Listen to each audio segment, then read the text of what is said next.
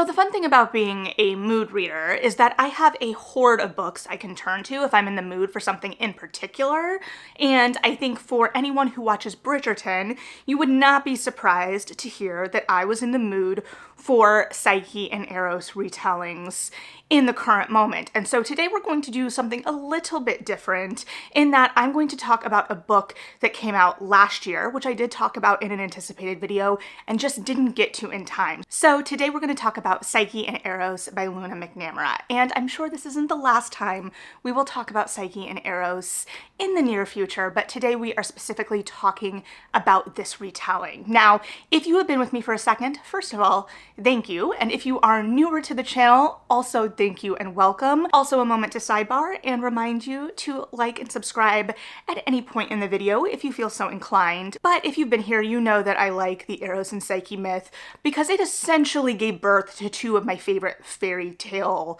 stories, being Beauty and the Beast and East of the Sun, West of the Moon. And I do have a dedicated video on that as well. Also, if you've been with me for a second, you know at the beginning of the year, I mentioned that one of the things I was hoping we kind of left in 2023 were retellings. I think I framed it particularly of fairy tales, but Greek myth retellings did sneak into the discussion that don't take particular ownership of the source material or have anything new or really interesting to say, which is a long preface to introduce the fact that this book on its face is a pretty run-of-the-mill or standard retelling of Eros and Psyche. But as we dig into the book, it also changes things and takes ownership of the story in a surprising way, but in a way that I don't know if it really elevates the story being told in any way, and we'll get into all of that hopefully with a little bit more specificity. I also want to emphasize that I am by no means an expert in Greek mythology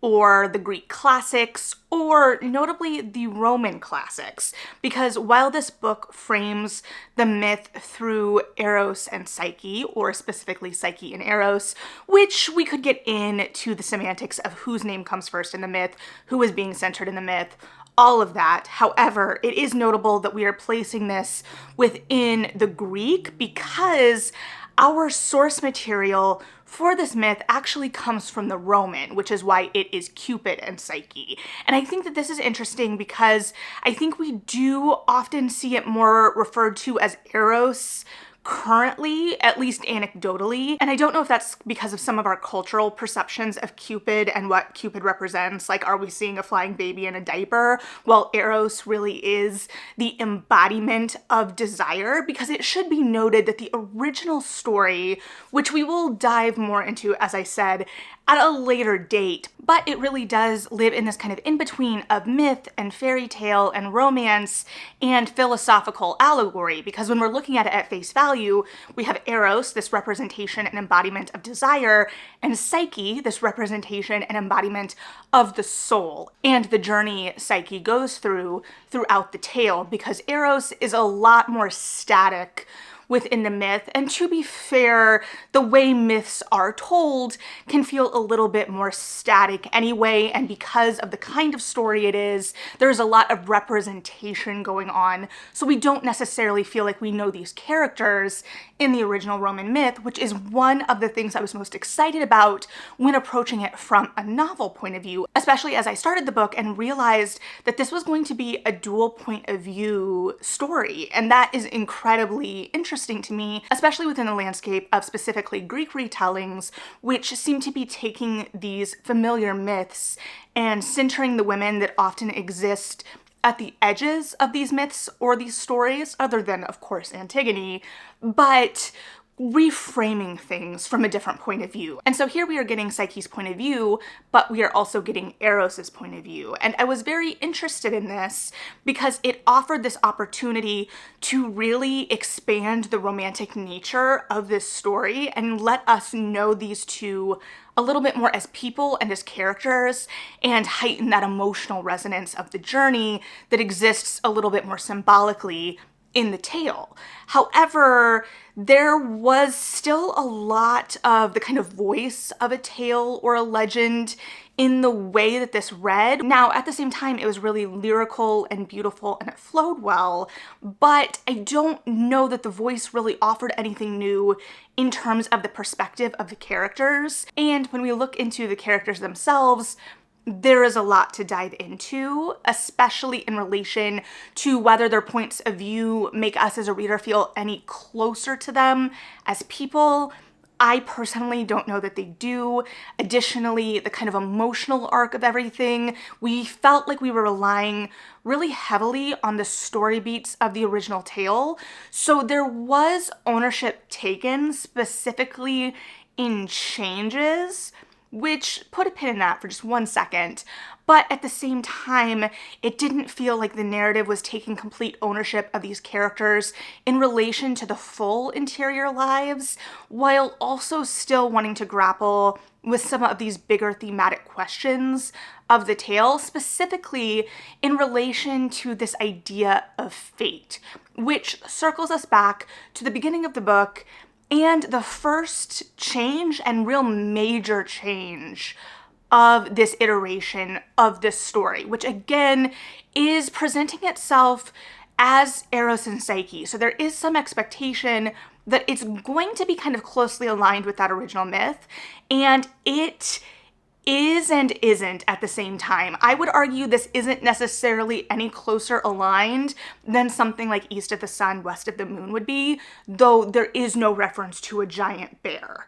However, if you know Cupid and Psyche, you know that Psyche is considered incredibly beautiful and has 2 sisters, and that's kind of her given circumstances. And if you didn't know that, now you do. And Psyche's incredible beauty is such that she ends up upsetting Venus, Aphrodite, because she is pulling focus. And in this upset, Aphrodite Venus is like, you know what, Eros/Cupid, I need you to deal with this and take care of this for me. But in the midst of this, Eros pricks himself with his own arrow, falls madly in love with Psyche, which is a curse in and of itself, and whisks her away. Now, in the original myth, there is a prophecy from one of the oracles. I don't remember if it's Delphi in the original myth, though I just reread that part yesterday. But within the book, this iteration is from the Oracle of Delphi because that is very familiar and that is very rooted in the Greek. So I don't know if that's the case in the Roman original or not, but unimportant, because you might be like, Melody, there are prophecies in both of these tales. That tracks. However, the prophecies are incredibly different. So in the original tale, it talks about how Psyche is destined to marry a monster. In McNamara's novel, it talks about how Psyche is essentially destined to be a hero. And this really shifts Psyche and how Psyche exists within the story of this novel that arguably changes her pretty significantly in terms of just how she operates from the original story. Even if a lot of the beats are the same in terms of spirit, I think it ultimately transitions what those beats are saying. Both are dealing to a certain extent with this idea of fate. To what level of success could of course be argued, but in the book, we have this forwarding of Psyche as this hero. She has no sisters, and she is apprenticed essentially to Atlanta. So she really is put on a hero's journey when Psyche in the original myth is much more feminine. And I think that this is very interesting because I have always found Psyche an incredibly compelling character and an incredibly strong character in spite of missteps and foibles. Missteps and foibles that make less sense, I would argue, in this retelling without the sisters, because the sisters kind of set everything in motion and their jealousy kind of sets everything in motion in pushing Psyche to looking upon Eros, Cupid's face, because the arrangement is that she is not to see his face, that he will be torn from her, that she will lose access to all of these riches and this empty, essentially, palace if she looks upon his true face. It makes it a little bit more clear in the novel the curse of that, but the stakes of what pushes her to seeing his face in the novel don't feel as strong as they could for me, especially considering we have all of this space to build out that relationship. As a reader, and to be fair, not everyone may be going in with familiarity of the myth, but personally as a reader, I know the trials and tribulations are coming. So I am very interested in what motivates these characters to make these choices, especially if we are kind of interrogating this idea of fate and what is someone's fate, how they can rail against their fate, change their fate, all of this, how fate looks different from different perspectives, how this journey changes Psyche's perspective. However, her perspective in the novel, especially in relation to her believing that she is going to have this hero's journey, which even arguably in the original she does in terms of the structure, but framing this through our idea of heroism in these classics and not allowing her to exist in the more feminine form that she does in the original tale. And the way that this also looks at like the complicated relationship with beauty that women can have and the cost of that to women, I think could have been really compelling.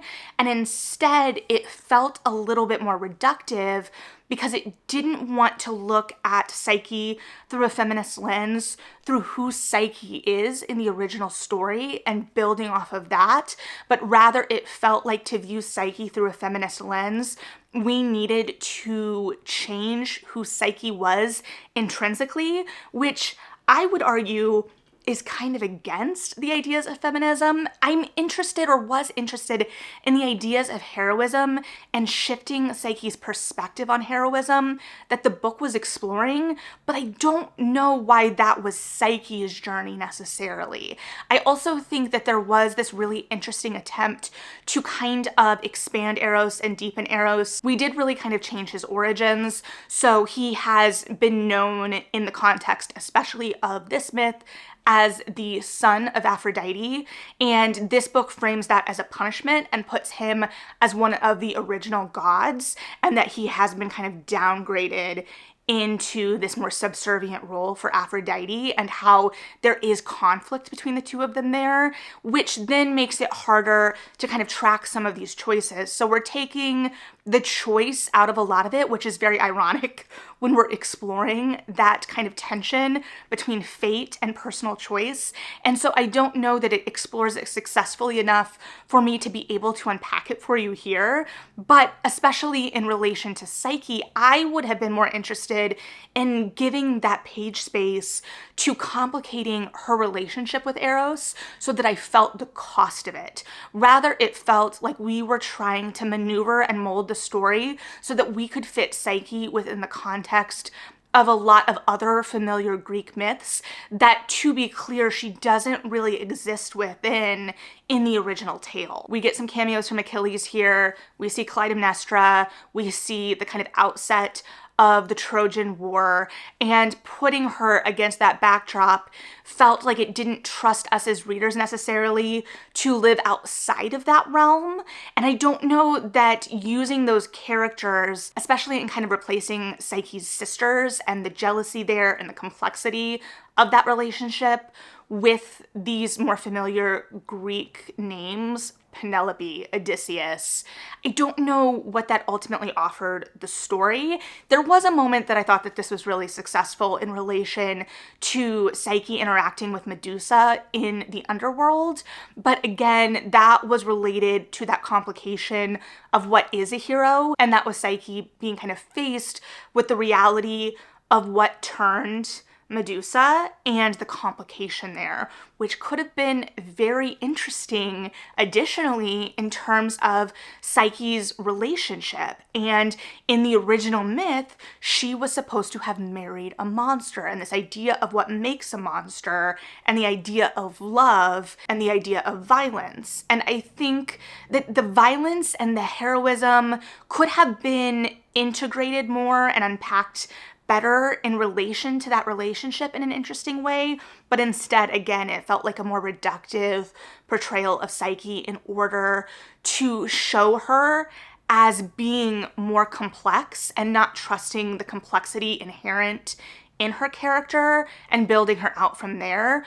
And in relation to seeing the world from these characters' points of view, even though we get different chapters from their different perspectives, I don't really know what those perspectives offer me as a reader in terms of emotional depth or resonance. Rather, it felt more like being able to be in someone's head to have access to more information. And again, I still found the prose incredibly readable, but I found myself feeling like it was also leaning a little bit more into that allegory without having a whole lot to say in that realm. And as a reader, I was drawn to the novelization because I thought it offered the opportunity to build out that emotional depth that we don't get from the original tale as much just by the nature of storytelling that it is existing within. And so this medium offers us another opportunity there to build out that emotional complexity. And instead of wanting to live in that emotional realm in a way that feels like it maybe parallels the kind of shifts to Psyche as a character, it doesn't trust the nuance and complexity inherent to that, and rather wants to live in a more conflict-driven narrative in order to feel serious. And it is hard because so much of this is an incredibly internal, kind of philosophical journey in some ways, even though there is a lot of action up to Aphrodite's tasks in order to kind of reunite Psyche and Eros, and Psyche taking on these tasks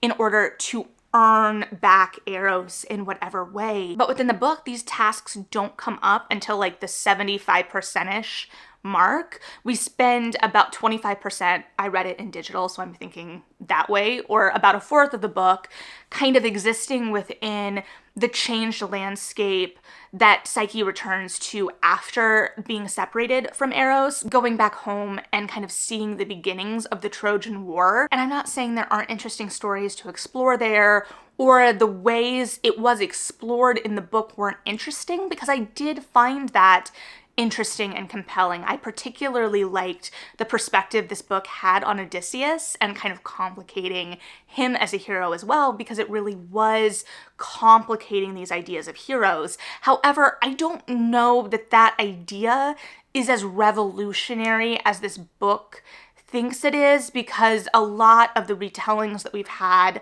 within the last decade or so are existing in that realm of complicating our ideas of these heroes. And I'm not saying that is not a worthy endeavor and that there aren't a myriad of myths that still need complication. I thought that this had the opportunity to complicate in a different way. And at the end of the day, we have to ask ourselves, what is the purpose of this retelling? And it doesn't have to be this big, lofty idea, but what is the story we are trying to tell with this? And why is this the vehicle to tell that story? Because again, I do want to give credit where credit is due in taking ownership of the story and feeling empowered to make changes to the text.